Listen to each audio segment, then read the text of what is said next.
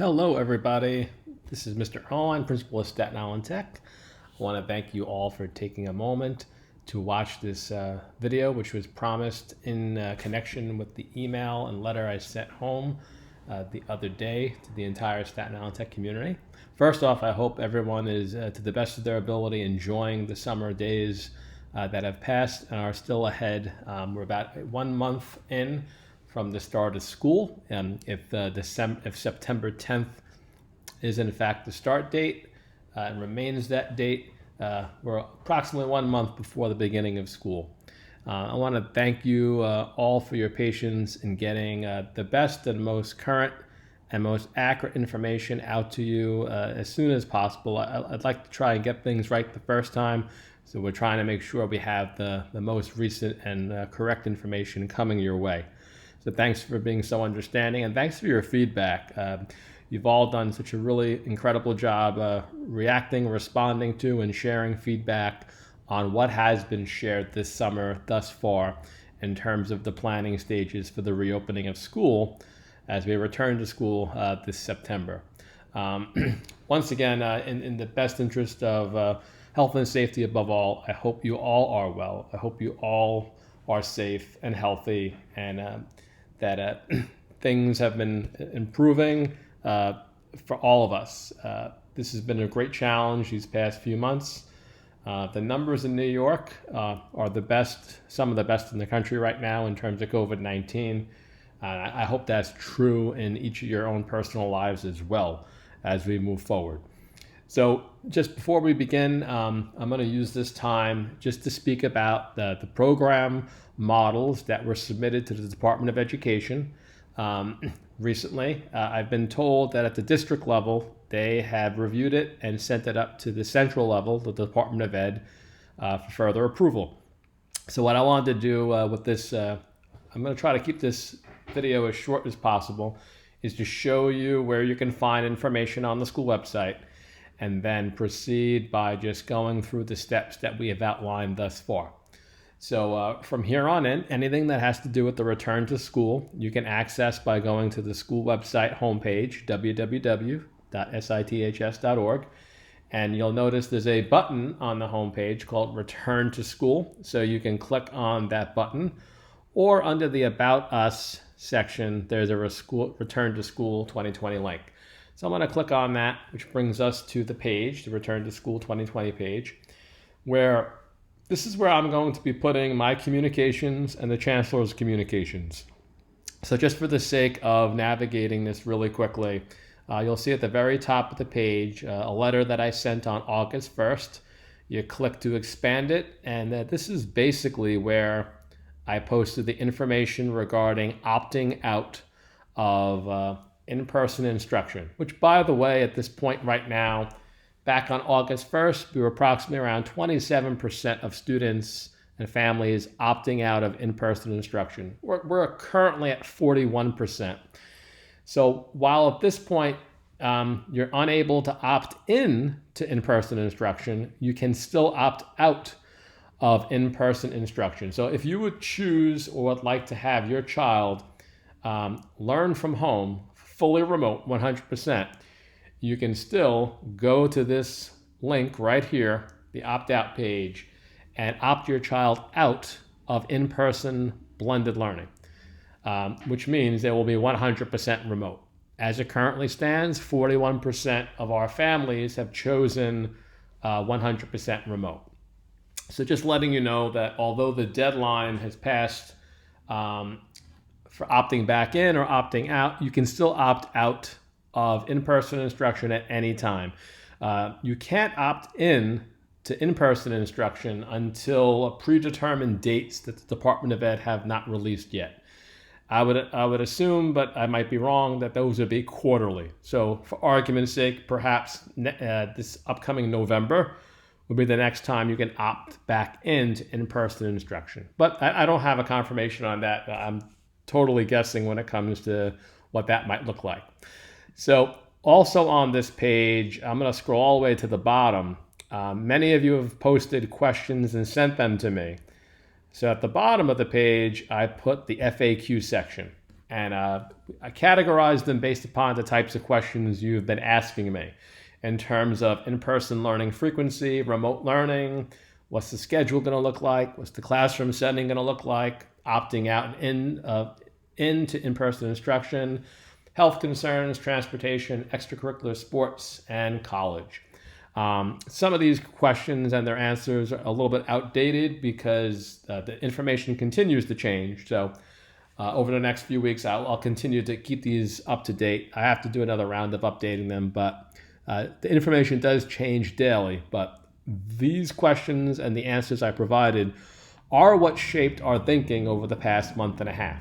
So what I'd like to do is scroll back to the top of this and review the proposal that we submitted. So keep in mind this is pending. What I'm about to show you is pending, and we had to provide two different models. We had given and submitted an exception model that we felt best suited our school, but we also had to submit a model that was pre-approved by the Department of Education. So this is what it looks like so far. So in terms of school for this school year, there's going to be 5.5 hours each day of blended instruction that will take place sometime between 8 a.m. and 2:50 p.m., which is a 6-hour and 50-minute school day. Each school day is going to consist of 3 periods or classes for both remote and in-person learners. This will minimize the person-to-person interaction versus our traditional 9-period day. The meeting times for in-person and remote periods will be published at a later date once we nail that down. That's still up to, in terms of the negotiation between the Department of Education and the labor union. So we're still working on that in terms of what exactly the day looks like. But we have a good idea and we have a good plan, I feel. But the specifics and the details do have to be ironed out and agreed upon. So instead of having a 9-period day, we're taking the 9-period day and we're splitting it up across 3 days. So 3 periods per day is what you can expect. In terms of school and classroom occupancy, we're currently at 33% occupancy, which means that there'll be anywhere between 8 to 12 students in a physical classroom during in-person learning. But with 40% of our students opting out of in-person instruction, whereas our original plan was to separate students into 3 groups, we only now have to split students up into 2 groups. So at this point, there'll be a group 1 and a group 2 who will be rotating in the actual physical school, and group 3 will be 100% remote. So just making my way down the list here. So instruction, as I stated, will take place on a 3-day ABC schedule, which I'm going to illustrate in a moment. Students will be scheduled for 7 to 8 classes this school year, taking 2 or 3 classes each day. And this schedule is designed, keep in mind, we wanted to design something that would work in any of one of 3 situations. A schedule that will work for our at-home learners, whether you're 100% or hybrid. Our hybrid learners in person and at home. And then let's say things change for the better later this year. Let's say everyone is able to come back. This schedule would work with everybody back in the building if that was indeed able to happen. So, as explained, based upon our current building occupancy of 33% and 40% of our entire student population opting for all remote instruction, we're splitting the remaining 60% of our in-person students into 2 groups, Group 1 and Group 2, which comprises of 60% of our in-person learners who are our school population. So to maximize the number of student cohorts and pods, student cohorts are often called pods when the Department of Education talks about this. We would be using a block schedule where day A is periods 1, 2, 3, day B is periods 4, 5, 6, day C is periods 7, 8, and 9, which would once again minimize the amount of student to teacher contact and allow us to program the complex and specialized courses that are norms in specialized high schools. So just to give you a sense of what that looks like, our goal through doing this now, keeping in mind, because students are more than likely going to be in the same classroom for more than one period during the day. By doing so, we have to group students by common types of classes. And as any of our upperclassmen know, our 11th and 12th graders, as you travel through your 4 years at Staten Island Tech, the individualization of the program makes achieving this very complex. But through the diligence and hard work of our programming team, we're making this possible. And what makes this possible is by doing a block schedule where there is a day A, a day B, and a day C. By doing this way and having 9 periods to spread the classes at over 3 days, we're able to still deliver the unique courses as such you see here in front of you. Courses like forensics, career and financial management, the Gods and Monsters course, and many, many, many more of our engineering, humanities, science, mathematics, performing arts, and all the specialty classes that interested you in making us come to our school in the very first place. So this is pretty much what a day-to-day would look like, with a lot of flexibility in terms of how we can pull this off. All right, so coming back to that, so our 9th and our 10th grade students can easily be scheduled into pods that remain together throughout the day with minimal or no movement necessary to multiple classrooms in order to execute their programs. So what that basically means is a group of 8 to 12 students will be in a classroom for approximately 2 out of the 3 periods for the entire day, which means that once a student is in a classroom, that classroom will not be used again that day unless it's cleaned overnight or it's able to be cleaned that day. But for the most part, 9th and 10th grade students can easily be grouped into groups of 8 to 12 students, and our teachers will travel to the students and emulate their program over the rotation of the 3 days. Now, with the 11th and the 12th grade students, that becomes a little bit more complicated because less of those students have very common programs. So to keep all of these students in the same class all day and then deliver their individual teachers to them is more of a challenge. But in the interest of safety and the social distancing protocols and everything that we're being asked to do, we've come up with different ways we can tackle this. So the block ABC schedule and the rotation of the 2 students of group 1 and 2 provides us the necessary physical classroom utilization to safely offer our students a program that meets the merits and the expectations of our students while doing so in the safest manner. Being that our upperclassmen have very individualized courses, the way in which we'll be able to pull off giving them these individualized courses, let's say a BC calculus or forensic science or any of those types of courses, we're utilizing every space humanly possible in our building. So if we need to move a handful of students to a new classroom at one point during the day in order to deliver a specialized course, it'll be a classroom that has not been used yet, either that day or since it's been cleaned, and the teacher will travel to that class as the nominal amount of students will travel to that class. Being that we will only have 30% of our entire student population in the building on that day, when and if we do have to move students to a new classroom for one of their classes, the hallways will be basically empty, and executing proper social distancing at the highest level will be easier to do. So for our 11th and 12th graders, there will be some movement within the building in order to execute and offer them the program that they were hoping to receive this September. Okay.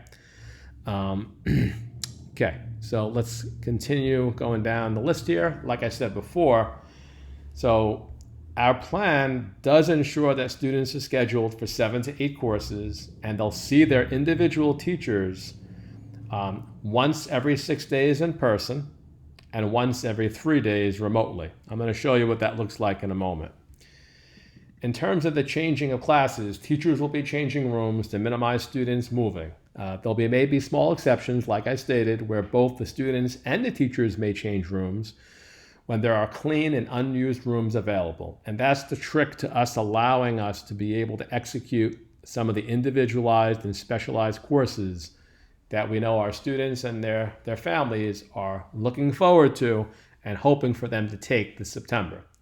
We've worked really hard to make sure the academic integrity of our program is maintained. Specialty classrooms, as you know, some of you have taken many of our technology classes. In order to pull this off, all technology classes will need to be in 2 separate rooms where we're replicating the experience and the process in person to allow students to enter clean environments. So what we mean by that is if a computer room A was to be used by a class of students, period 1, that's it. No other students would be able to go into that room that day for a specialized technology class. But if we have 2 of those rooms in the building, we can easily shift the teacher to the rooms that they have to teach that class in. So that's essentially what we're trying to do, is utilize every space in the building that we normally could. A room that might have been normally used for an English class might become a technology room or a science room, in order for us to be able to execute the types of programs that our students expect and have worked really hard for. Okay, moving on to lunch. So lunch, our school will be providing students with grab and go meals for breakfast and lunch each day. Signage will be provided to direct students to pick up points within the school. And that, of course, students will also be permitted to bring their own lunch if preferred. Doing so will allow for more flexibility so students and physical distancing can be maintained during lunchtime, a time when many students usually gather in one location. So that won't be happening. So students will be eating. 1 or 2 things are going to be true, and I'm waiting for clarification on this. What's definitely a possibility, as lunch will likely be in classrooms to minimize interaction between students and groups. The cafeteria will not be used to consume lunch. Students will be consuming lunch during a lesson.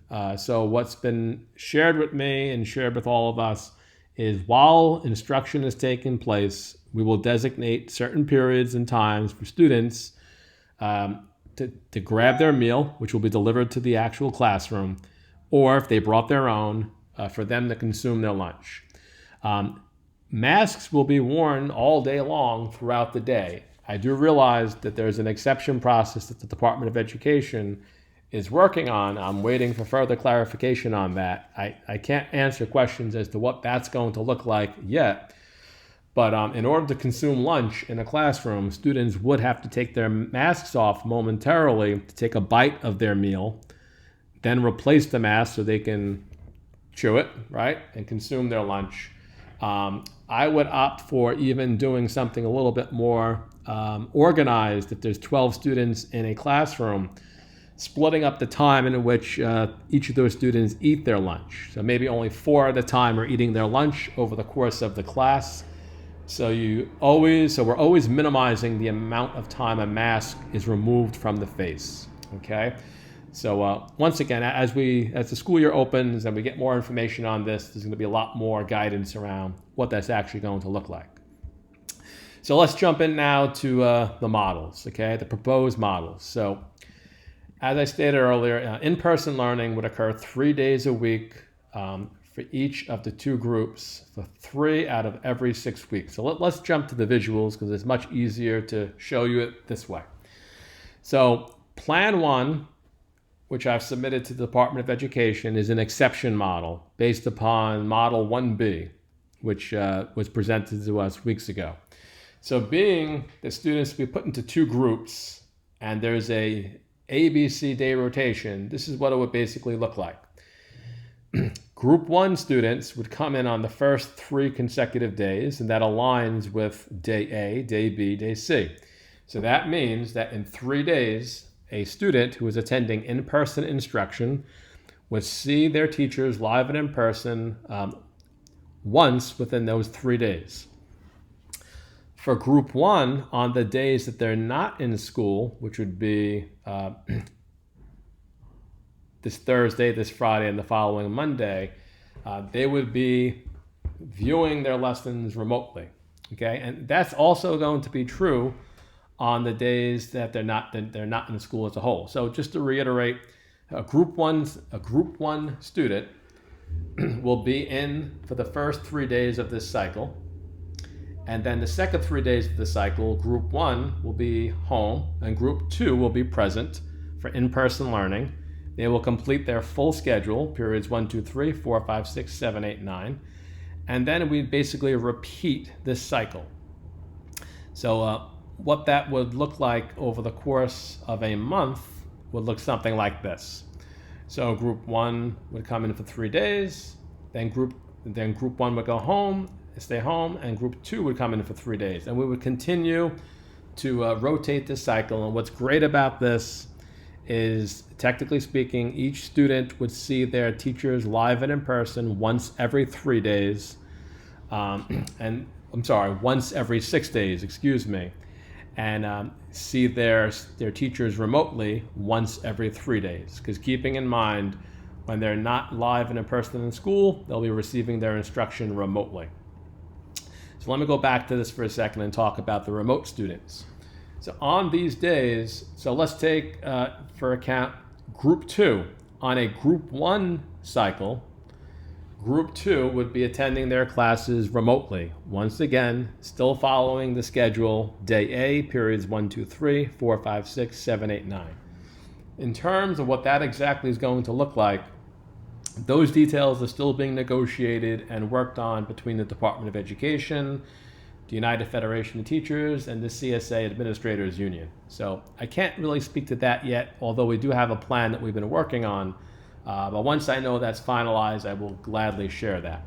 But as you can see here, the way this works, as I said, the group that you're assigned to is highlighted in each of these areas for in-person learning, and the other 2 groups are blended. So when group 1 is in school, group 2 is in remote, and group 3 is always in remote. So anytime you see where it says group 3, those are the 100% remote learners who have opted out of in-person instruction.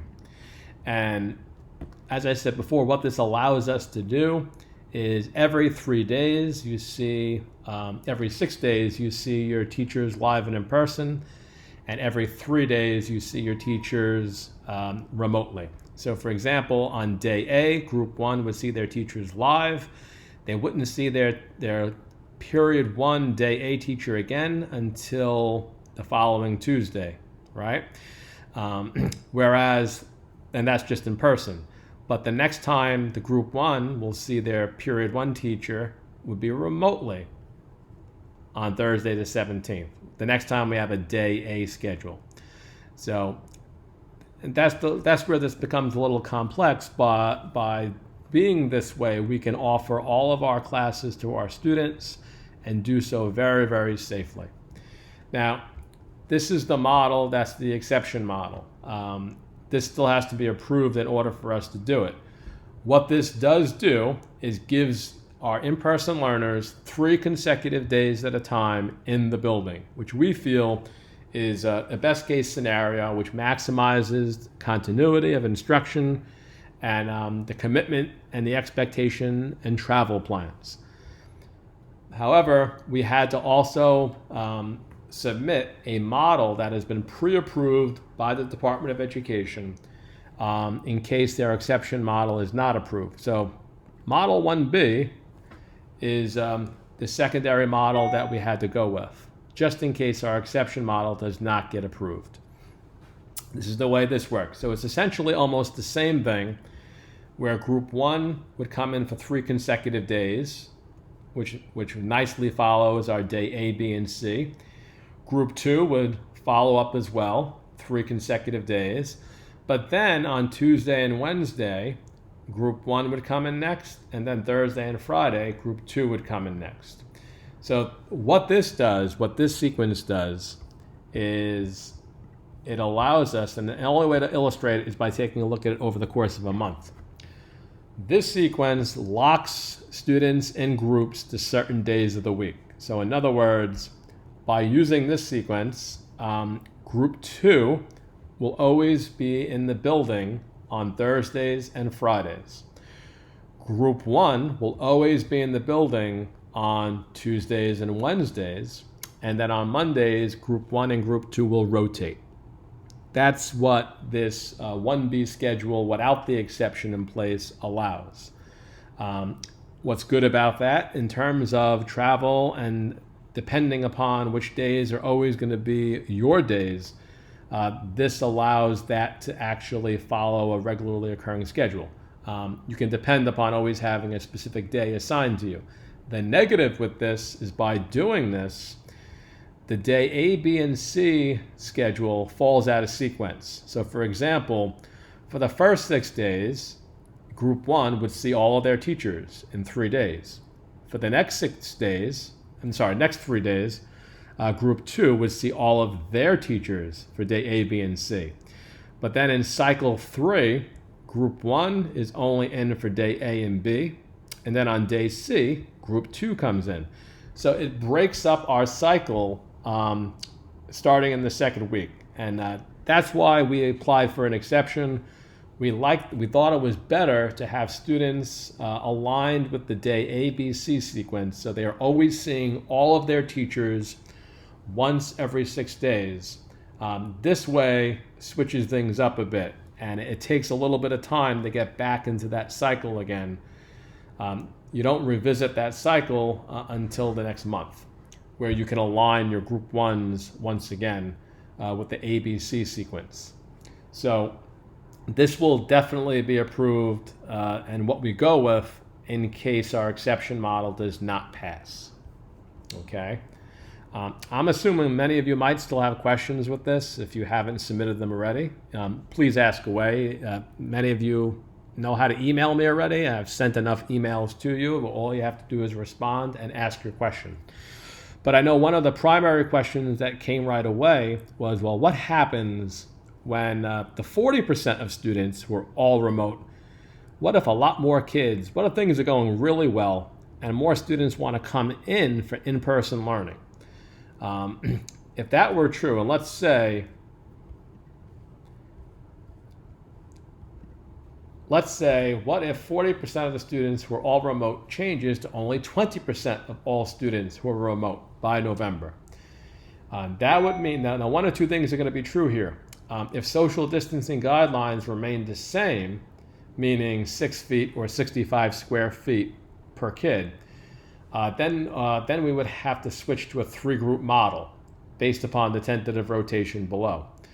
However, if social distancing guidelines lessen, allowing more students into a classroom at any given time, then we might be able to keep the 2-group model. I don't know what's going to be true come this November, but if we are closer to 20 or 25% of the students in the building opting for in-person learning, we would need to go to a 3-group sequence, which would look like this. The only way to ensure that all groups see all of their teachers would be over a 9-period day. And we would rotate that as group 1, 2, 3, 3, 1, 2, 2, 3, 1. And when you look at that over the course of a month, once again, you'll see the benefit of this is each student gets to attend in-person instruction two times a week, every 2 out of 3 weeks.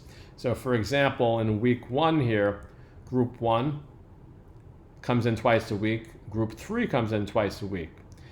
In the second week, group 2 and group 1 come in twice a week.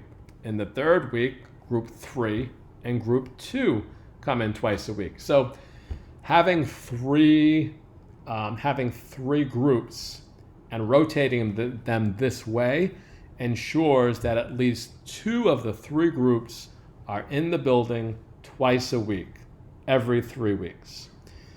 So this is just a contingency plan if and when we need to actually go to 3 groups based upon the number of in-person learners who are requesting to be in the building.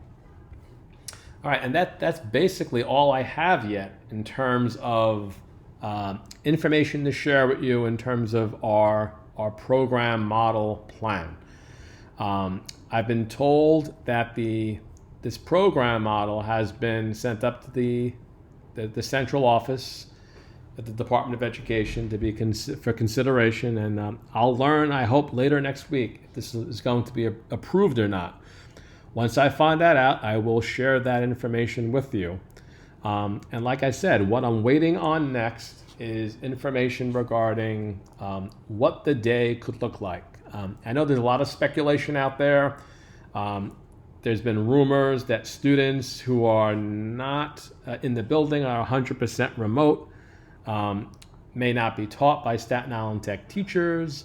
I've been told that all students, whether they're fully remote or blended, are still a part of the Staten Island Tech school community, will be taught by Staten Island Tech teachers.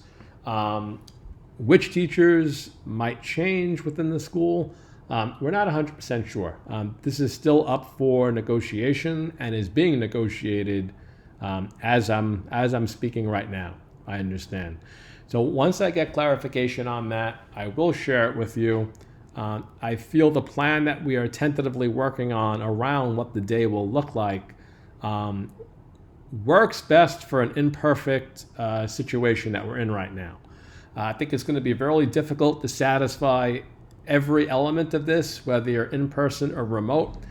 I have to ask everybody to change your expectations away from what you normally expect in a typical school year. This is not going to be a typical school year. It's going to be very, very, very different. I'm going to need a whole nother, this has taken about a half an hour already just to talk about this. So at another time, I'll talk about what it's going to look like when you're actually in the building.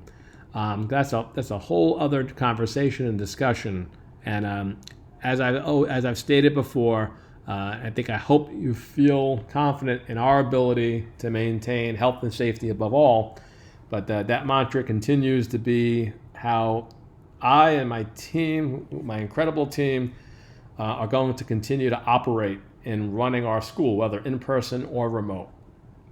So once again, if you have any questions or commentary, please don't be shy and please send them my way. And many of you have already.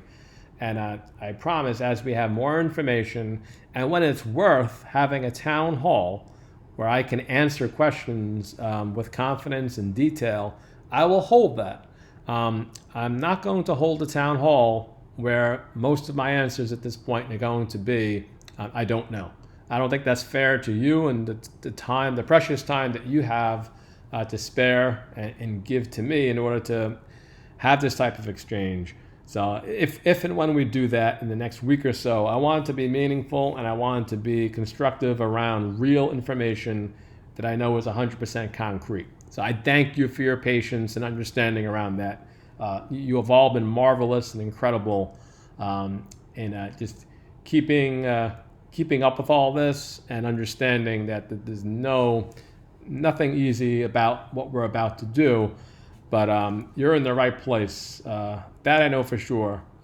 Working with the right people who know how to do this sort of thing and be innovative and creative in serving our students at the highest level. That's all we want to do. We want to do what's best and right for our kids and our families, and the faculty and staff here and administration at Staten Island Tech are up to the task of doing that, and they are amongst the best of the best at doing it. So once again, thank you for tuning into this. I wish you all well. Stay safe, stay healthy, enjoy the remaining months and days, I should say, of summer, and don't hesitate to reach out if you have any questions. Thank you so much. Be well, be safe, and thank you.